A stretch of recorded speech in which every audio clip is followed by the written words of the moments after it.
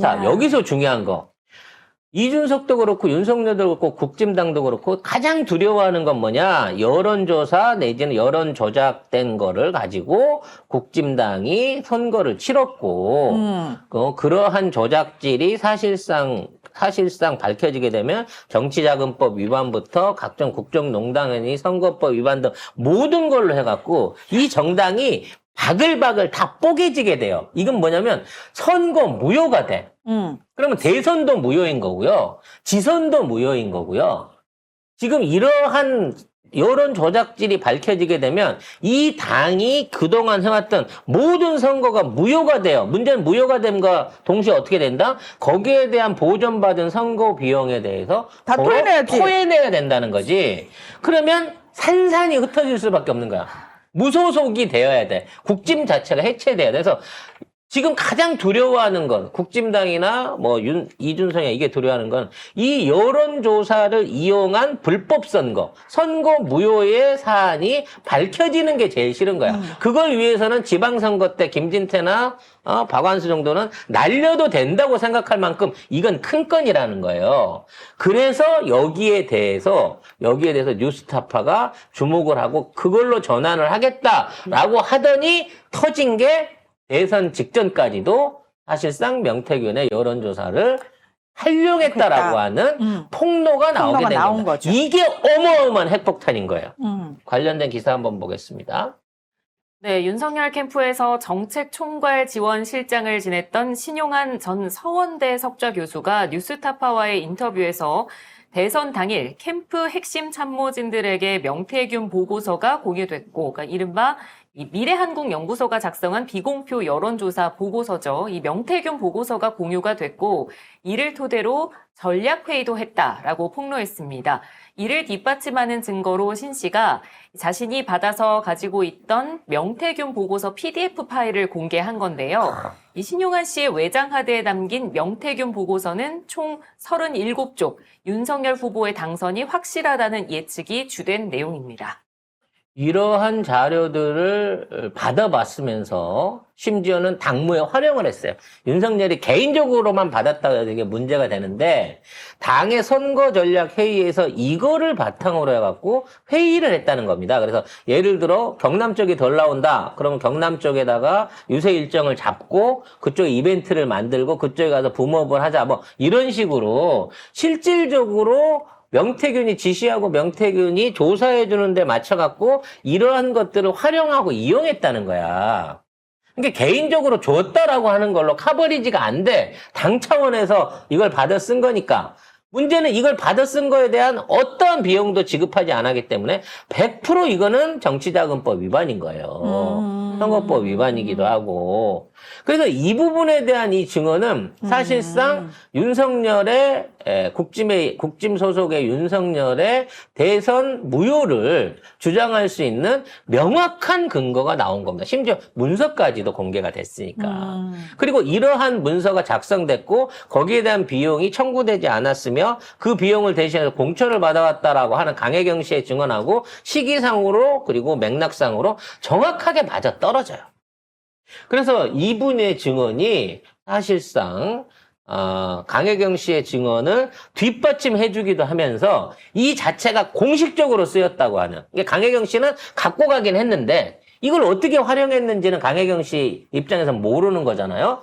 선거 전략을, 정책을 총괄했던 총괄 담당자가 우리가 맞아요. 그거 받아가지고 이렇게 썼어라고 하는 걸 내줘버렸기 때문에 사실상 이게 정상적인 어떤 법의 판단이라고 하면 이 정권은 끝난 거예요. 국짐당은 끝나는 겁니다. 이거 아니, 한방으로. 근데 이 내용이 얼마나 지금 엄청난 내용인데 이거를 다른 언론들이 받아쓰지 아무도 안 물어보고 아무도 여기에 대한 언급을 안 해요. 아, 진짜. 그래서 이거는 이준석, 명태균도 이렇게까지 까지는 건 두려워했을 겁니다. 근데 이거를 제보가 맞겠죠. 예. 윤석열 후보 캠프에서 정책총괄지원실장을 지냈다는 이 신용한 전 서원대 석좌 교수가 지난 총선에서 민주당 영입 인재 15호로 발탁된 인물이라고 합니다.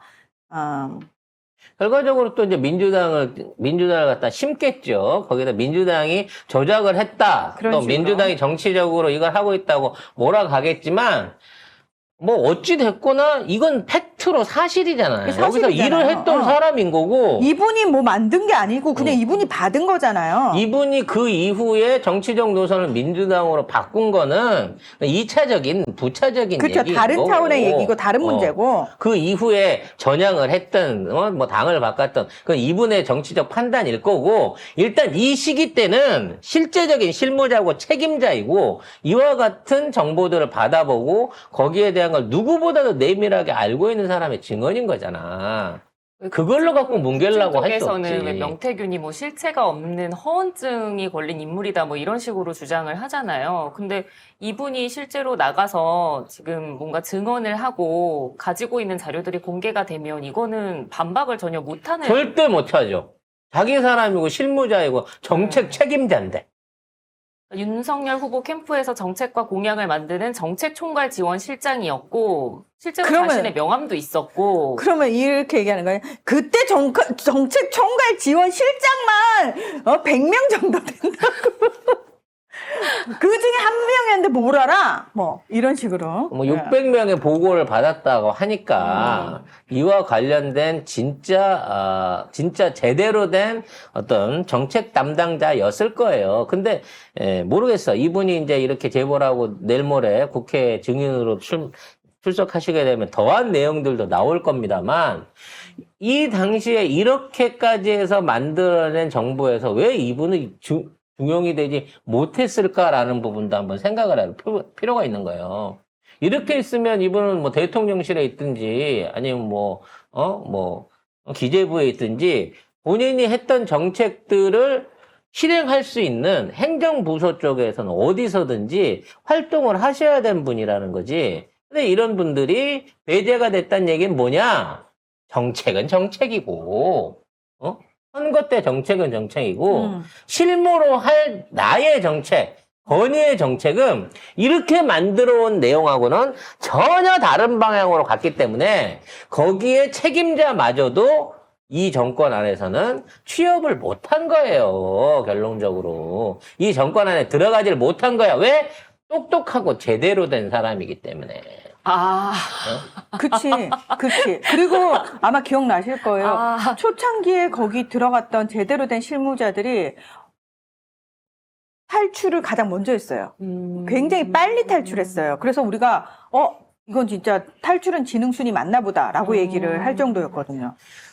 그래서 아무튼 이 폭로의 파장을 지금 공중파들이 어떻게 갚을지 또 민주당 인사다 이걸로 얼마나 뒤집어 씌우려고 할지는 모르겠습니다만 이 파괴력을 줄일 수는 없을 겁니다. 왜? 이분이 제시한 게 선거 전날 마지막 회의에서 있었던 PDF 파일을 얘기한 거고 이분이 외장 하드를 갖고 계시잖아요. 그 외장 하드 안에 얼마나 많은 관련된 문서가 있고 그와 관련된 정황들이 있을지는 이건 알 수 없는 거거든. 또 하나의 명태균 파일 같은 거예요. 이분이 갖고 있는 자료들은. 그리고 우리가 아까도 중요하게 말씀드렸습니다. 이분들이 이런 자료를 전문가들과 만들 때만 해도 그분들이 생각하는 보수 국가가 있었겠죠. 윤석열 정부의 그림이 있었겠죠. 그거를 얘네들이 이렇게까지 철저히 파괴해버린 데 대한 실망감이 저는 결론적으로 이와 같은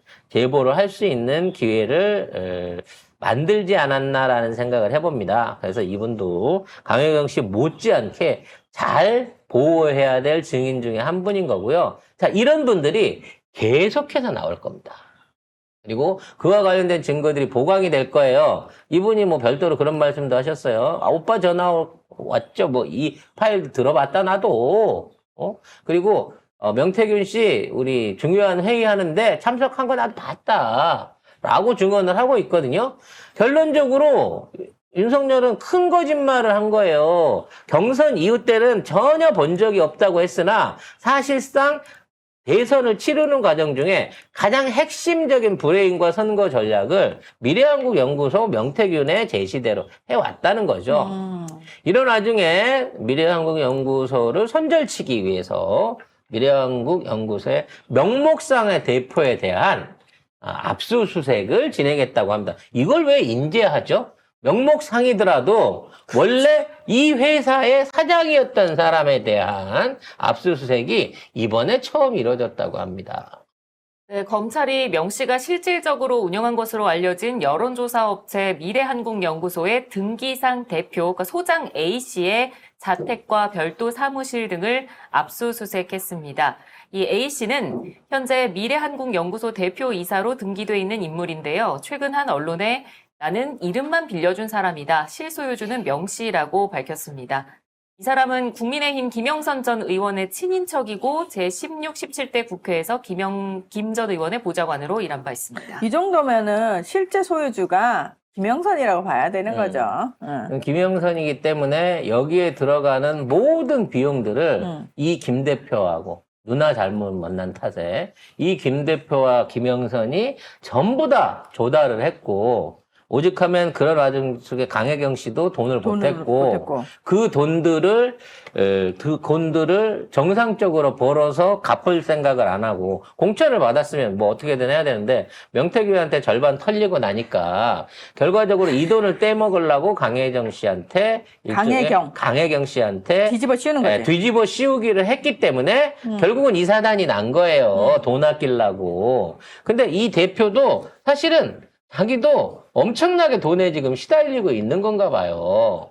그래서, 이러한 피해자들이 이제 계속 나와서 명태균한테 불리한 증언을 하면 할수록 점점 더 얘네들이 한 몸이었고, 명태균이 돈 한 푼 받은 적이 없다라고 하는 부분에 대해서도 아니다라고 하는 게 드러난다는 거죠. 정식적으로 급여도 받았고, 급여 외에 온갖 명목을 붙여갖고 1억 원이 넘는 뭐 수당이면 수당이고 뭐 향응이면 향응이고 불법적인 자금들을 회사에서 수령해 나갔다는 거야. 회사가 빚이 주렁주렁 하고 있는 상황에서도.